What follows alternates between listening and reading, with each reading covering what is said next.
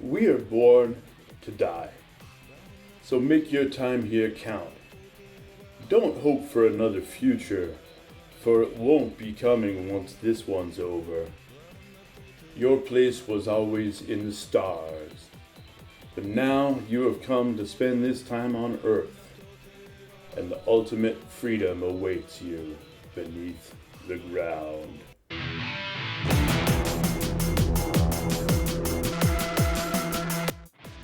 But before you find your ultimate freedom, you should join us for this historic occasion by ordering ALLES IDIOTEN, the long-awaited return of an industrial innovator.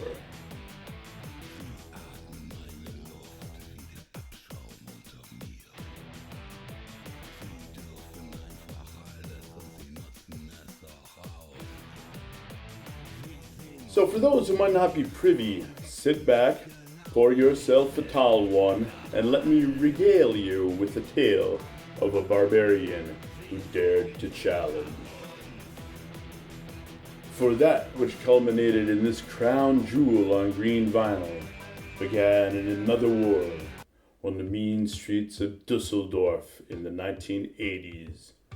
When Germany was still divided, the region's coal mining industry was in rapid decline, and you could still get kicked in the head by a cop. And radical innovations in rock music were still possible. The year was 1982, and the initial wave of German punk rock had long since reached its high water mark and rolled back into the sea, leaving desolation in its wake, and a void yearning to be filled by a new generation of innovators. Having gained his earliest recognition in a late 70s guitar-based formation of particular notoriety, our protagonist emerges in a new format which was as daring back then as it is commonplace today: the fully electronic one-man band. That's right. What today can be accomplished by point and click was no mean feat back in the day, when personal computing was in its infancy and a random access memory approaching the size of this video's thumbnail clip was a luxury reserved for the king's chosen few. The title track of his debut album was an anthemic kiss-off to the first wave of the punk movement, which by many accounts had gotten really lame really fast.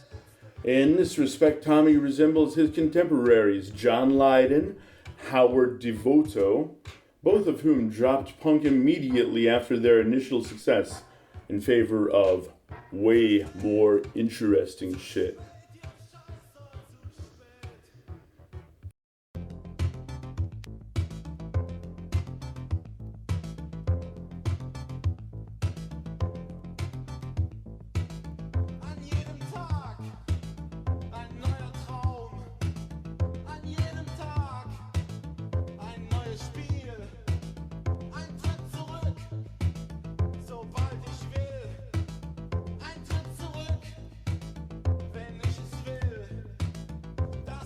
Or consider this track, Alarm, which depicts the blossoming of romance in an air raid shelter amidst sirens and death raining down from the heavens. For the Cold War was far from over back in '82, and Germany sure as hell wasn't out of the woods yet. Not too artsy-fartsy, not too in-your-face, but kinda chilled out and atmospheric in its own special way. Tommy created a sound on his first album that could not be grouped in with anything else out there at the time, electronic or otherwise. He's also on Steve Albini's short list of electronic artists Steve doesn't hate. But journalists and promoters need to categorize everything, so they grouped him in with EBM, electronic body music, an appellative that went on to be inaccurately applied willy-nilly to all kinds of things, for the sole virtue of being guitar-free and electronic. So, you just heard a couple songs from his first album from back in 1982. Let's go have a quick run through his old catalog to put this all in perspective. Tommy does all kinds of stuff. He does mellow stuff, romantic stuff, ballads.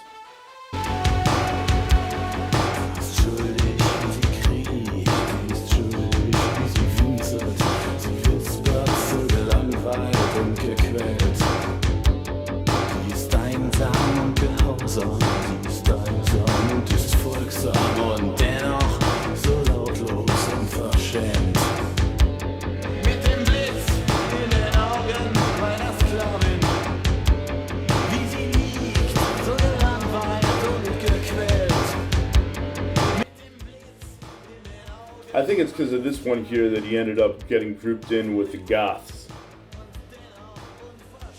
He did aggressive stuff.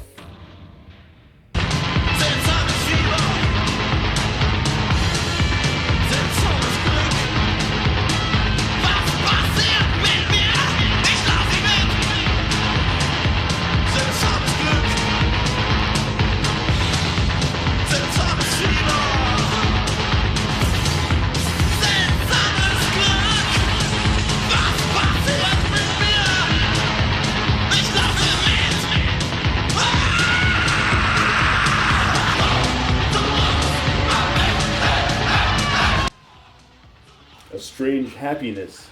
He actually got censored for this one. The German authorities weren't even trying to understand what he's singing about. They just put him on the index. He also did dancey stuff.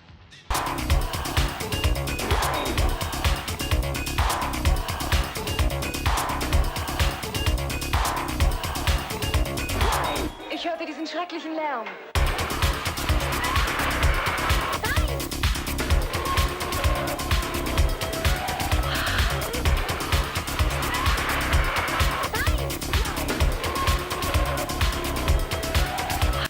Stuff in French.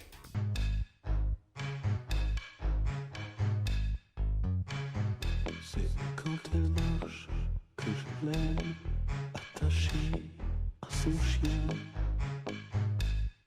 qui l'amène. Son bâton blanc à la main, attaché à son chien qui l'amène. Mais c'est la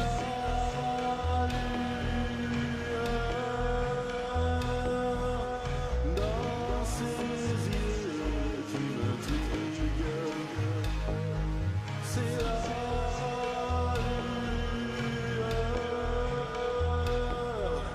lueur dans ses yeux, c'est l'infinité. Long story here, but he's actually a full-fledged dual native speaker.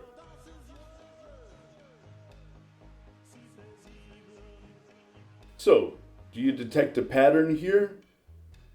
Because none of this stuff sounds the same. And now it really doesn't sound the same because he's back after 25 years with an extra instrument that he had never actually stopped playing, but it was sure to piss off EBM purists. The guitar.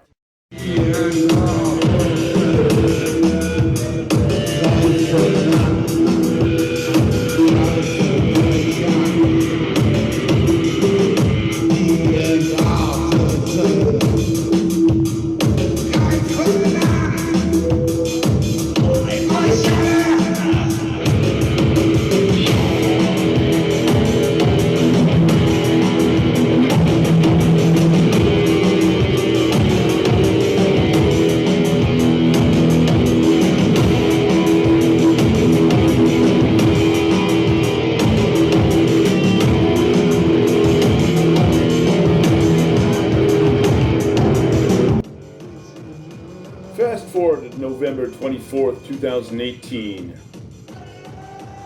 This is where your humble narrator beheld the master for the first time at a venue called Stellwerk in the Bavarian ghetto known as Harburg. And as fate would have it, something happened right before the show that made it seem like a good idea for Tommy to just pick some fan out of the crowd and ask him to take over rhythm guitar duties. Needless to say, it was one of those cases where you just say yes. So I asked him what song I should learn first, and he said 300.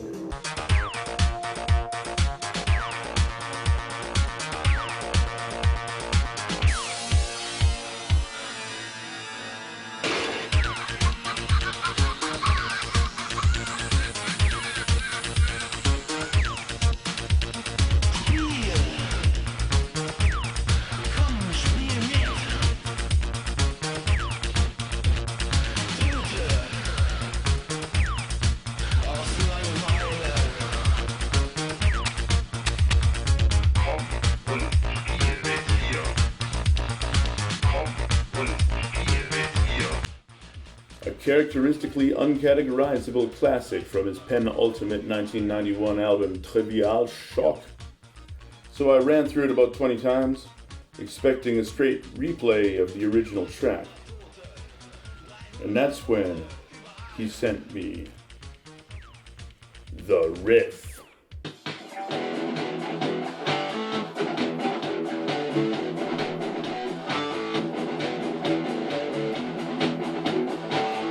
And it was then that I came to fully grasp the style of the new electronically metallic incarnation of Stumpff. And from this moment on, I knew this is gonna be fun as fuck. The session was arranged, the rhythm tracks were laid, and so it came to pass that your humble narrator came to join the hero on his journey. A journey which can only end in a forcible eviction from this shell of flesh and bone, a descent from the heavens into the cold, worm-infested soil, a permanent vacation from a world overrun by idiots.